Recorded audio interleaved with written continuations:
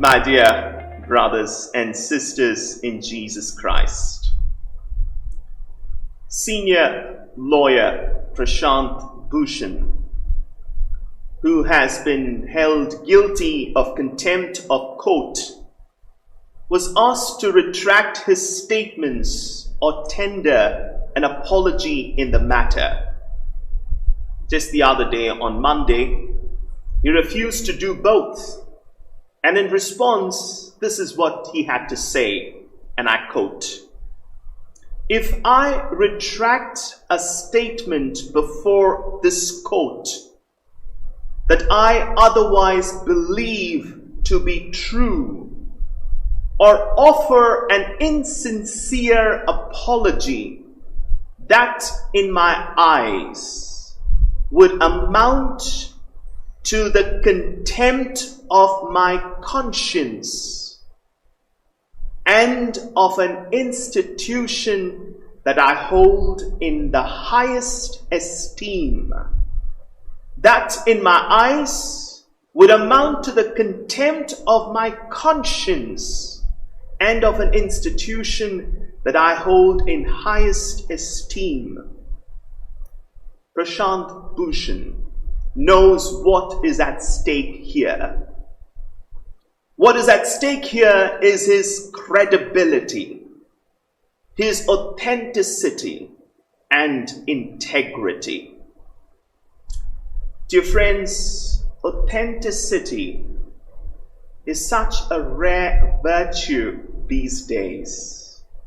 It is hard to find leaders who are authentic to their values and principles. Bill George describes the authentic leadership approach through 5 basic characteristics. First, they understand their purpose.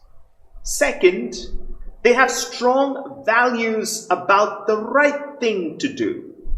Third, they establish trusting relationships with others. Fourth, they demonstrate self-discipline and act on their values. And lastly, they are passionate about their mission. That is, they act from their heart. From George's list of characteristics, it's hard to come across authentic leaders both in the political and corporate sphere. Many leaders don't lead with values and self-discipline, but almost rather the opposite in order to climb the political or corporate ladder faster.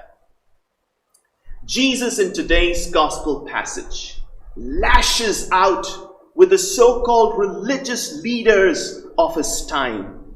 In fact, he gives 7 O statements, 5 of which we have already heard in the last 2 days. We are left with 2 woe statements in today's gospel passage. Dear friends, you have seen Jesus getting physically angry when he cleansed the temple in Jerusalem, which was turned into a market square.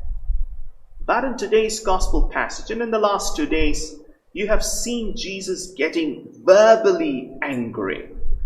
He literally lashes out to the so-called religious leaders of his time, the Pharisees and the scribes. He calls them, "You brood of vipers, you whitewashed sepulchres, were so clean on the outside, but on the inside is all filth, full of hypocrisy and unclean deeds. You kill the prophets." Jesus is clearly, in today's gospel passage, is disappointed with the scribes and Pharisees. But let's take a moment and let's put the spotlight on us today and this morning. Is Jesus also disappointed in us? How authentic is our lives? We have been blessed in so many ways, but still we can become easily deceitful and two-faced. Consider how easy it is for us to say white lies just to make ourselves look better for the others. Consider how envious we become on the success of others, or how our selfishness knows no bounds.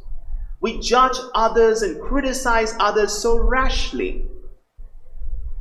And we have in all of us an insatiable greed for more and lust, and the list can go on.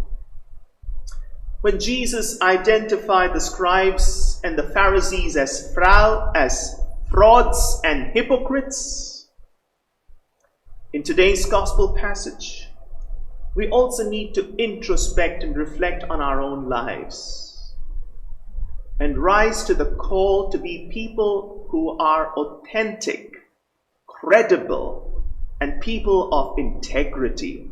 A person who is a person of integrity is one who has a perfect correlation between what he says or she says and between what she or he does.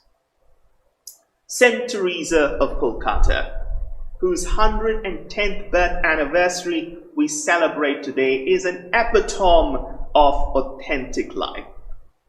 True authentic leaders are those who dedicate their life to a greater purpose, to a higher calling that is in sync with their core values and beliefs. St. Teresa of Calcutta did just that.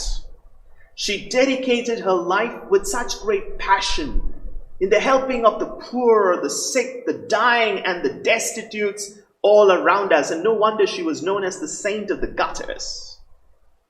St. Teresa of Calcutta was selfless in her work because she had deep values and convictions, and most importantly, her profound love for Jesus. That was her motivation, to see the face of Jesus in the least and the lost amidst us. She was an apostle of mercy, mercy in action. She was so passionate about her mission that inspired so many later on to become members of the congregation she founded, Missionaries of Charity. We pray for them today and for the wonderful work that they're doing in the most remotest part of the world, reaching out to the most least amidst us. May St. Teresa of Calcutta inspire and intercede for us to lead authentic lives today and forever. Amen.